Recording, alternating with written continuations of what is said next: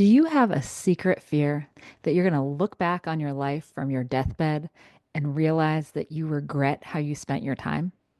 What if I told you there was something that you could do about that right now? A little mental tweak. Well, stay tuned because I'm going to tell you just what to do and how to do it.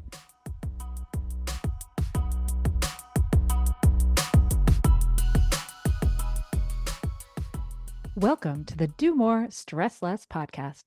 I'm your host, Alexis Hasselberger, a time management and productivity coach. In every episode, I give you actionable, practical tips to help you learn to use your time in a way that feels good to you every day.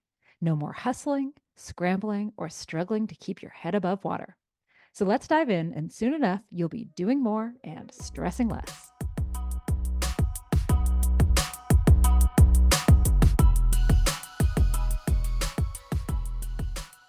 Recently, I was reading a book called The Antidote by Oliver Burkeman.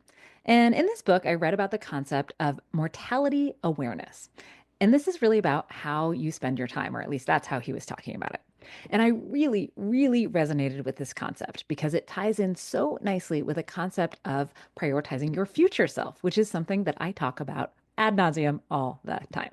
Now, look, I get it. You may not want to think about your own mortality. Death is scary, super scary. Thinking about death, well, it's generally pretty unpleasant. And I think that most of us would prefer to believe that it's not going to happen to us, or at least not anytime soon. But I am also a big believer in facing reality. And one day, you're going to die. And so am I. That's true. And because life is not infinite, we're not going to do all the things. This is, in fact, why time management is important, because we all have to make trade offs with our time. And you want to be intentional about those trade off decisions because, left to chance or outside forces, it's not likely that you'll spend your time in a way that aligns with your highest values and your goals. If you're intentional about how you're spending your time, you're in control of your time. That's what that means. When you're intentional about it, you're in control of it to the extent that it's possible to be totally in control. But back to death and life and mortality awareness.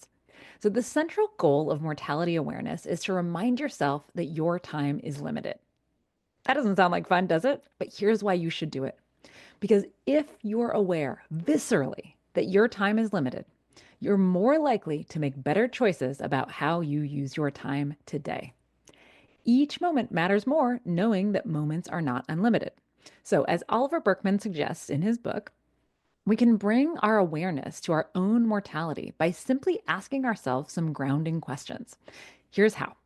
I want you to imagine you're talking to a future version of yourself, and I want you to ask yourself, what do I wish I'd spent more time on? And what do I wish I'd spent less time on?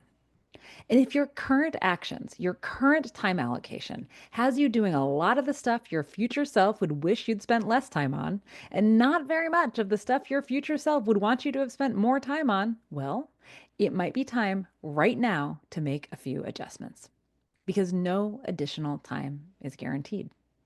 A couple years back, I had my own brush with my own mortality when I was diagnosed with breast cancer.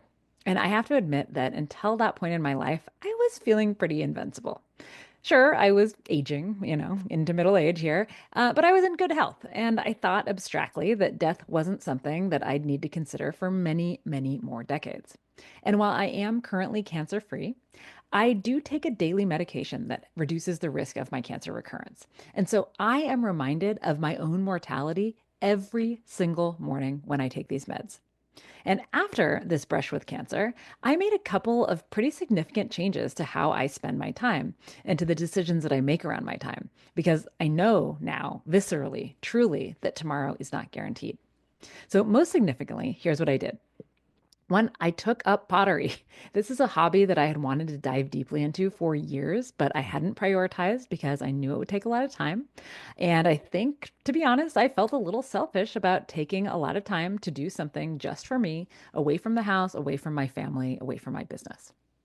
But it was worth it to me once I thought about my own mortality. And I'm so happy that I did. It's been such a joy for me. I also changed the way I make decisions about my workday and about following my plan. Now, I am a person who plans my workdays. And to be honest, I still don't really like it when I decide to change that plan. But I do for a couple of reasons now. So, in the before times, when my awareness of my own mortality was much, much lower, if my husband was, say, working from home and he asked me if I wanted to go out to lunch, I'd usually default to just sticking with the plan. Like, what was I going to work on during that time? But now I prioritize the connection, I prioritize the time with him. And even if I have to change my plan, I go out to lunch with him because that's what I value. And, another way that this shows up is that, in the before times, when I saw that a call was coming in, maybe from my sister or a friend, and it was during the workday, I used to just let that go to voicemail and I would call them later because I wanted to just follow through on my plan. Now I answer that call. I may not talk for hours, but I prioritize the connection because I know that time is limited.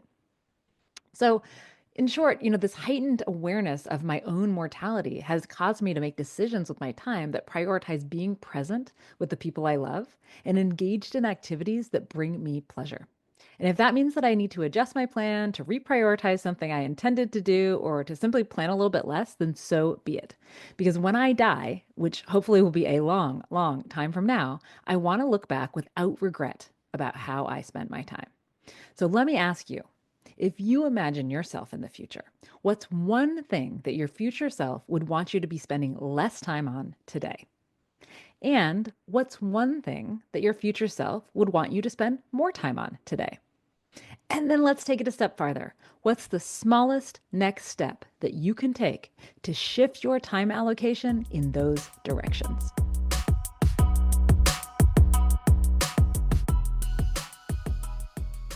And that's a wrap on today's episode of the Do More, Stress Less podcast. If you found today's episode helpful, please share it with somebody who could use a little less stress in their life. And make sure you subscribe so you never miss an episode. And if you're excited to take action or you need a little extra support, check out the free resources available on my website or schedule a free consultation call with me. You can do both of these at alexishasselberger.com. See you next time.